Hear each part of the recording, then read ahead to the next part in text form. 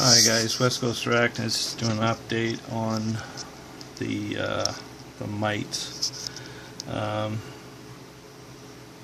I've taken a good look at them underneath the microscope, and they are what I believe to be just flower mites or grain mites. So what I'm doing is they need 55% moisture to survive, or better, or higher I should say. So what I'm doing is I'm putting 2 of these egg carton pieces down, and then one on top that's completely dry, and I'm going to leave this on top there. If I can get it to stay now with one hand. There we go. So the bottom 2, I mean, they can get moist all they want. The mites will only stay around the moist area. They won't climb up onto the dry unless it's a live animal, and this whole thing would have to be completely dry, and then it would they would hitch a ride on whatever they could. Say if you had a big tarantula in there, they would hop on and they would go into a phase, and in this phase it's almost like they're an egg. They develop a suction cup and they suction onto whatever they're going to get onto, and then when they get to an area where there's humidity and food, they'll drop off, and that's where they'll recolonize. But for now, I'm going to keep the substrate moist. These little crickets are hatching out. I've looked at 3 or 4 of them underneath the microscope. There's no mites on them at all. I doubt that mites are going to even get on these. I mean, the mites are half the size of the crickets are, and if they do get on, I'll see them. So what I'm doing is going to collect any of them that go on underneath this dry one. I'm going to collect them into here, which I've already collected a bunch, and I've taken a look at these with magnifying glasses and with the microscope as well. Of course, the ones under the microscope are now dead, so a few got harmed in this video. Haha. Anyway, these ones seem pretty safe. I'm just going to keep an eye on them, and use them as feeders. Worst comes to worst, I have to clean mites off my tarantulas. I may have to do so anyway, because I have been feeding them the mealworms. I did go through the one with the beetles in it quite thoroughly, and all this food is really dry. The substrate's really dry. There's beetles, there's a few mealworms in there, so but absolutely could not find any mites, which is awesome. So that one I'm keeping. I still have to go through that one. Once again, I apologize for the mess. I got everything all over the place with this mite thing. Everything's got its place, and it's staying there until I know for sure. But nothing's going to get near the tarantulas. And this is all going to get disinfected right after I remove this. This has only been up, this container with the crickets has only been here a few minutes. So I'm going to cover this up, take it off, put it in its own little spot way away from here, and then get as many crickets out of there as possible, and then turf the substrate, everything in it, and sterilize the hell out of it. Now, the best way to get rid of mites is you could simply, I mean, a flower mite or a grain mite, you could simply put this whole thing if this was say a tarantula enclosure, you leave the hide in it, you leave everything in it, you take the tarantula out, put the tarantula in ICU, just like this, you know, a little bit of paper towel on the bottom.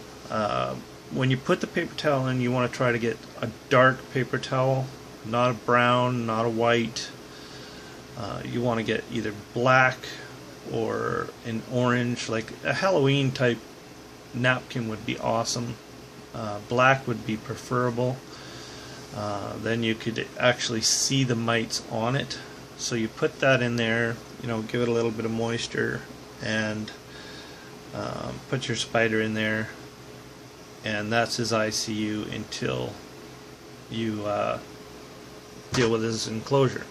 Now with his enclosure, like I said, you can just leave everything in there, put the lid back on it, throw it into a garbage bag and seal it, or some type of bag that, you know, is not going to nothing's going to be able to get out. Mice cannot get out of it. That's important. And then, or, I mean, depends.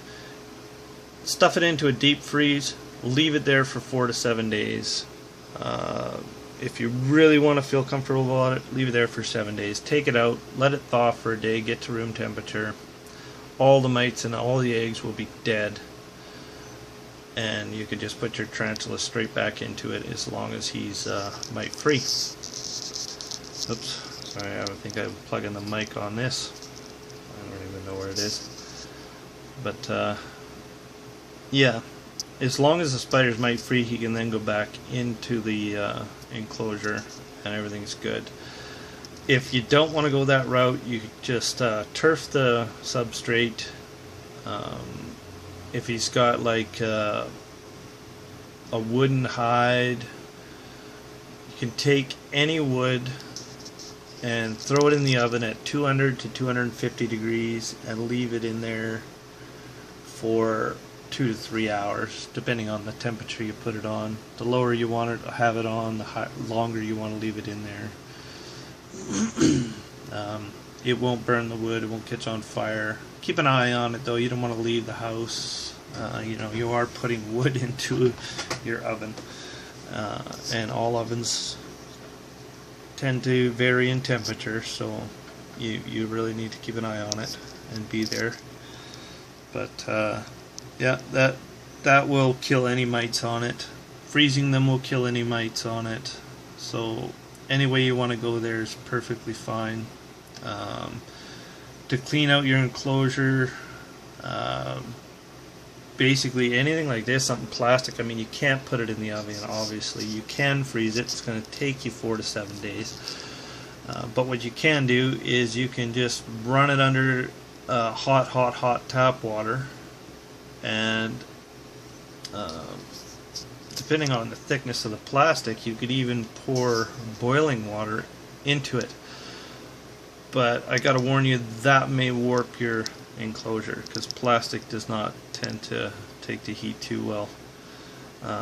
But I'm pretty sure that if you just run it under hot water, hot tap water, it's gonna get rid of any mites. And then you can wipe it out with a vinegar water solution. That'll help.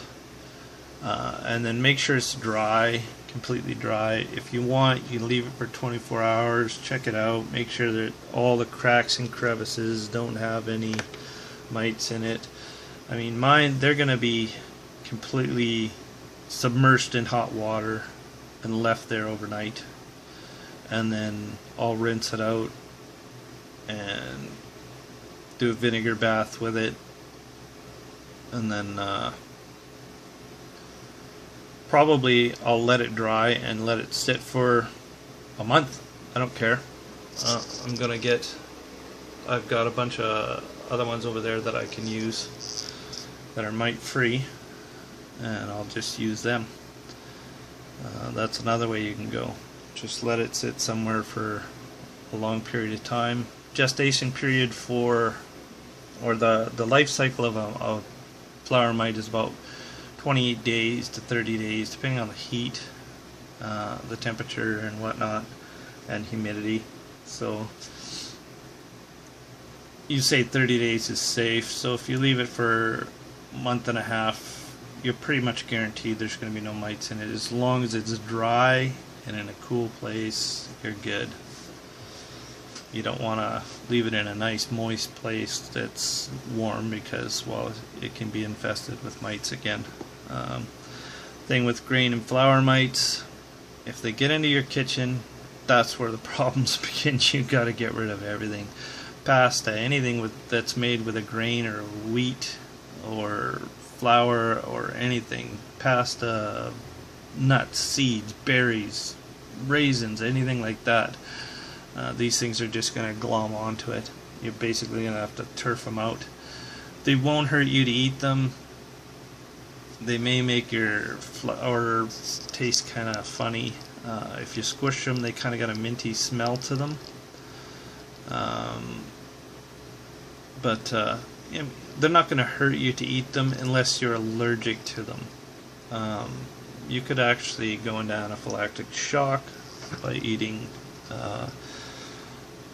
grain flour mites if you have a high allergy to them. So always better to be safe than sorry, in my opinion.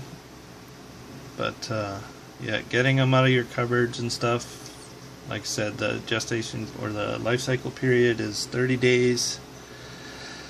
So you may want to, I mean, your pasta and stuff, you could just freeze it. Stick it in the freezer for a week, put it in an airtight container and freeze it for a week. When you take it out, leave it airtight for a day until it comes to room temperature before you remove the lid, because obviously the second you do that, electrolysis takes place and the warm hits the cold and condensation builds up, and then your pasta is just a gooey mess. Things like that. I mean, it's stuff you have to think about. Flour, things like that. Let them sit in the containers. Don't open them up. Don't let air get to them right away. It'll just become a huge breeding ground for mites if you did that. So anyway, just a quick update and a kind of a how to get rid of mites. Anyway, I've got my work cut out for me, and I've got some rehousing to do, so I will get on that. Thanks for watching. Please comment, like, and subscribe if you have not already. Bye for now.